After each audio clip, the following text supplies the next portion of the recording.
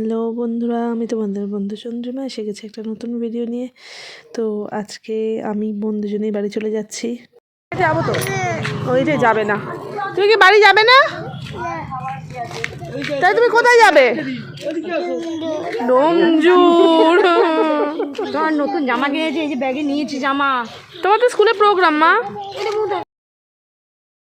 তো প্রথমেই বোন বেরোচ্ছে, আমরাও অলমোস্ট রেডি। আর আমার তুতুল সুইটস কি বলছে শুনতেই পেলে, যে আমাদের সাথে সে ডোম জুড়ে যাবে। আর ওখানে বেবি আর ভাই থাকে, তো তাই ওর মনটা বড্ড খারাপ হয়ে গেছে। এই যে সবাই ওকে আদর করছে, কাঁদতে কাঁদতে মেটা যাচ্ছে। হাম্পা দিয়েছি, দেখো গালে দাগ হয়ে গেছে। তো যাই হোক, এই যে এবার আমিও রেডি হয়ে এসে গেছি আমার ব্যাগপত্র নিয়ে। এই যে বুবলাইও রেডি। তো মোটামুটি আধ ঘন্টার ব্যবধানেই দুজন বেরিয়ে পড়েছি। তো মায়ের মনটা, বাবার মনটা খুবই খারাপ। তার কারণ হচ্ছে বুঝতেই পারছো, এই যে আমাদের গাড়ি এসে গেছে। আর 3টে ছানা যদি এক জায়গায় থাকে, বাড়ি পুরো জমজমাট। সেখান থেকে 3জনই বাড়ি চলে যাচ্ছে, বাড়ি পুরো ফাঁকা আজকে। আর আমাদের এই সামনের পার্কিংটা থাকাতে এই সুবিধাটা হয়েছে, গাড়িটা এখানে এসে ভেতরটায় ঢুকিয়ে দিলে আর জিনিসপত্র তুলে নেওয়া হলো। আর যেহেতু আমাদের দু বোনেরই যাওয়ার সময় অনেক ব্যাগ হয়, যেহেতু ছোটো ছোটো বাচ্চা আছে তাই। আর প্রতিদেবের বাইক দেখলে ও বাইকে যাবে। আর এই যে মা নাতিকে একটু আদর করে দিচ্ছে।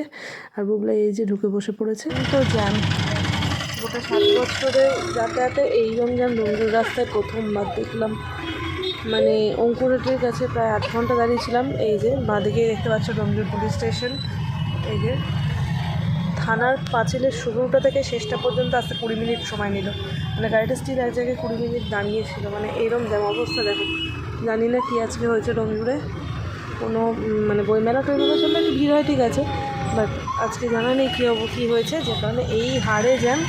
চূড়ান্ত ভোগান্তি আজকে। যারা এই সময় অঙ্কুরহাটি থেকে ডোমজুরের এই রাস্তায় এসছে তারা বুঝতে পারবে।